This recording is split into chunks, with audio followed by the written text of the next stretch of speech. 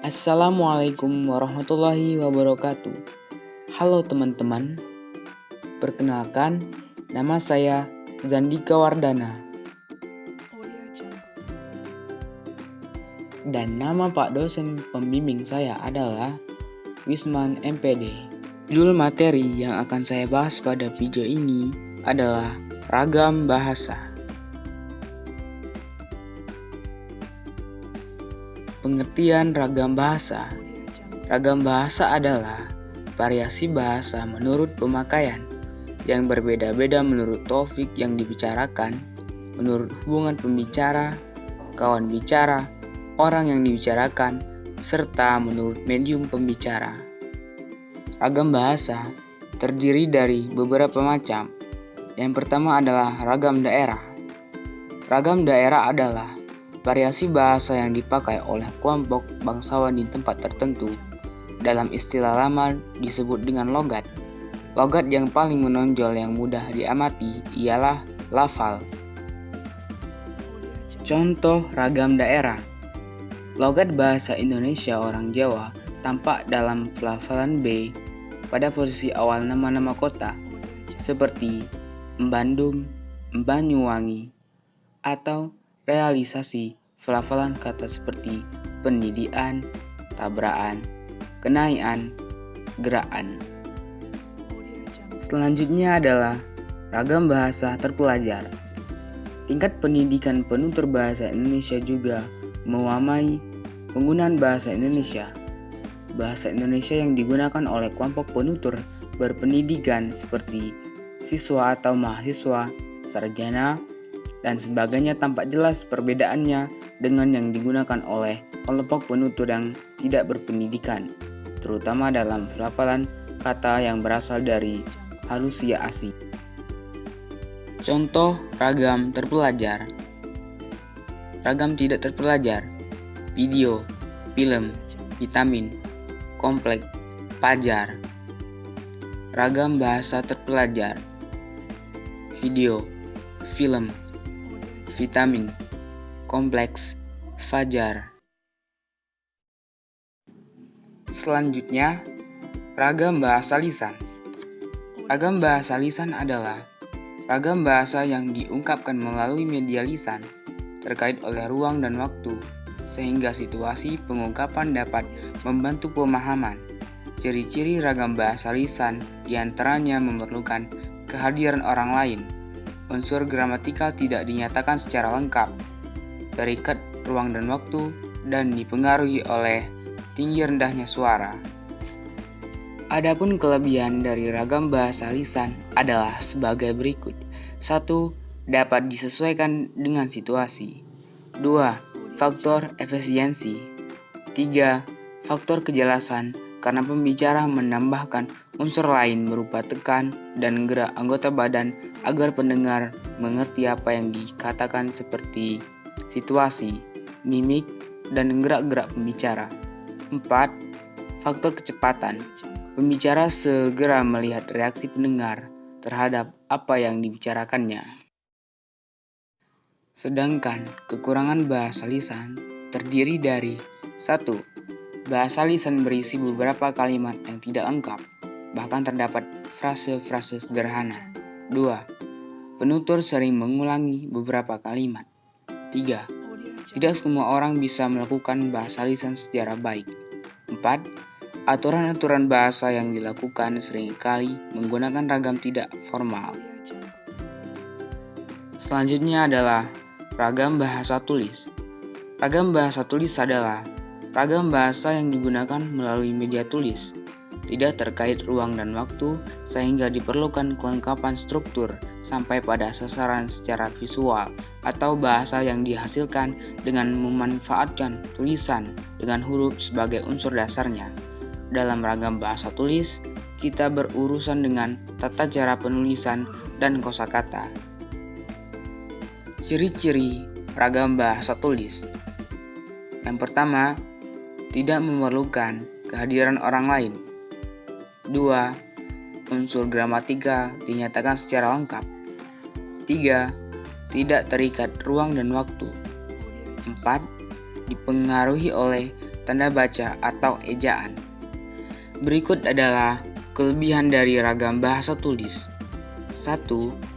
Informasi yang disajikan bisa dipilih untuk dikemas sebagai media atau materi yang menarik dan menyenangkan.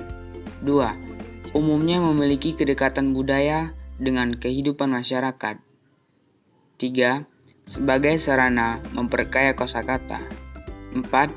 Dapat digunakan untuk menyampaikan maksud, membeberkan informasi, atau mengungkap unsur-unsur emosi sehingga mampu mencanggihkan wawasan pembaca. Selanjutnya adalah kekurangan dari ragam bahasa tulis. 1. Alat atau sarana yang memperjelas pengertian seperti bahasa lisan itu tidak ada akibatnya. Bahasa lisan harus disusun lebih sempurna. 2. Tidak mampu menyajikan berita secara lugas, jernih dan jujur jika harus mengikuti kaidah-kaidah bahasa yang dianggap cenderung miskin, daya pikat, dan nilai jual. 3. Yang tidak ada dalam bahasa tulisan tidak dapat diperjelas atau ditolong. Oleh karena itu, dalam bahasa tulisan diperlukan keseksamaan yang lebih besar. Berikut adalah perbedaan ragam bahasa lisan dan tulis. Yang pertama, ragam bahasa lisan didukung isyarat pralinguistik. Selanjutnya, bahasa tulis dapat menyimpan informasi tanpa bergantung pada ruang dan waktu. Selanjutnya, bahasa tulis dapat memindahkan bahasa dari bentuk oral ke bentuk visual, memungkinkan kata lepas dari konteks aslinya. Selanjutnya, sintaksis bahasa lisan kurang terstruktur dibandingkan dengan sintaksis bahasa tulis. Selanjutnya, bahasa tulis banyak mengandung penanda metalingual yang menghubungkan antara frasa klausa. Struktur bahasa tulis umumnya subjek predikat. Bahasa lisan memiliki struktur topik sebutan, topik comment given. Selanjutnya, bahasa lisan jarang menggunakan konstruksi pasif. Selanjutnya, bahasa lisan sering mengulangi bentuk sintaksis. Selanjutnya, bahasa lisan dapat diperhalus sambil terus berbicara. Berikutnya adalah mengenai ragam baku dan ragam tidak baku. Pengertian kata baku. Kata baku atau ragam baku adalah kata yang digunakan sesuai aturan atau kaidah berbahasa Indonesia yang sudah ditentukan sebelumnya. Pengertian kata baku juga merupakan kata yang penggunaannya sudah sesuai ejaan dan aturan pedoman bahasa Indonesia yang baik dan benar, yang bersumber pada Kamus Besar Bahasa Indonesia atau KBBI. Selanjutnya, pengertian kata tidak baku. Kata tidak baku merupakan kebalikan dari kata baku, yang penggunaannya tidak sesuai aturan dan kaidah berbahasa Indonesia yang sudah ditentukan sebelumnya. Ketidakbakuan sebuah bahasa tidak hanya ditentukan dengan penulisan yang tidak sesuai pedoman, namun juga bisa terjadi karena salah penulisan, pengucapan yang salah, dan susunan kalimat yang tidak sesuai. Kalimat tidak baku lebih sering digunakan dalam percakapan sehari-hari karena terkesan lebih santai dan tidak kaku.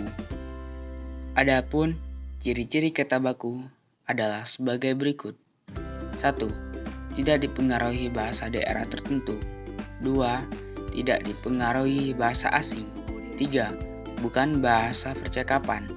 4. Pemakaian ini bukan pada kata bersifat eksplisit. 5. Pemakaian kata sesuai dengan konteks kalimat. 6. Kata baku bukan kata rancu. 7. Kata baku tidak mengandung hiperkorek. 8. Tidak mengandung pleonase. Sedangkan ciri-ciri kata tidak baku adalah sebagai berikut. 1. umumnya digunakan dalam bahasa sehari-hari. 2. Dipengaruhi bahasa daerah dan bahasa asing tertentu. 3. Dipengaruhi dengan perkembangan zaman. 4. Bentuknya dapat berubah-ubah. 5. Memiliki arti yang sama meskipun terlihat beda dengan bahasa baku. Berikut adalah contoh kata baku dan kata tidak baku. Kata tidak baku. 1. Abjad. 2. Akhirat. 3. Aksesoris. 4. Aktif. 5. Akuarium. Kata tidak baku. 1. Abjad. 2. Akhirat. 3. Aksesoris. 4. Aktif. 5. Akuarium. Selanjutnya yaitu mengenai ragam bahasa resmi dan tidak resmi. Pengertian ragam bahasa resmi.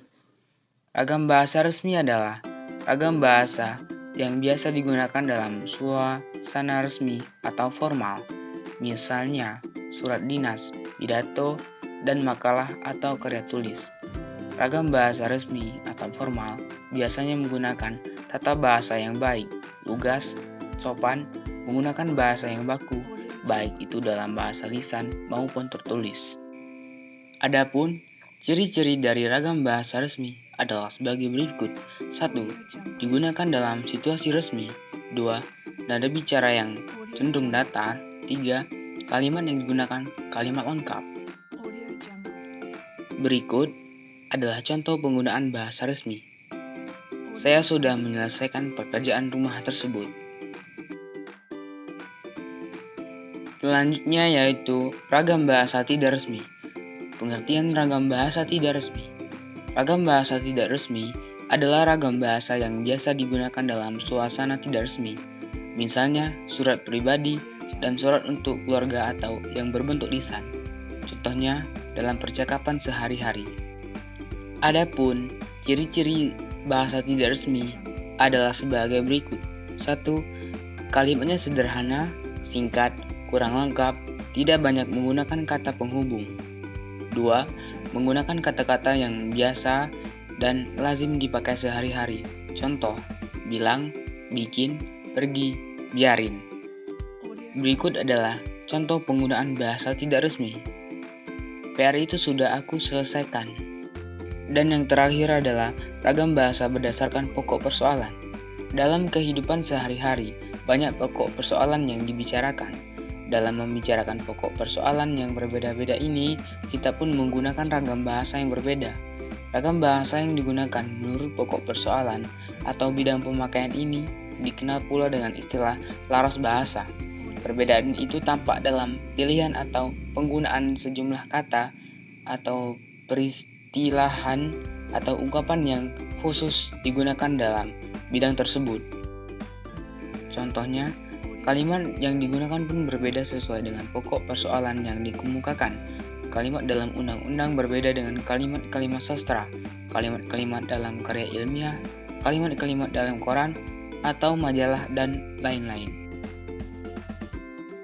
Baiklah teman-teman, mungkin cukup sekian yang dapat saya sampaikan. Jika terdapat kesalahan, saya mohon maaf. Wassalamualaikum warahmatullahi wabarakatuh.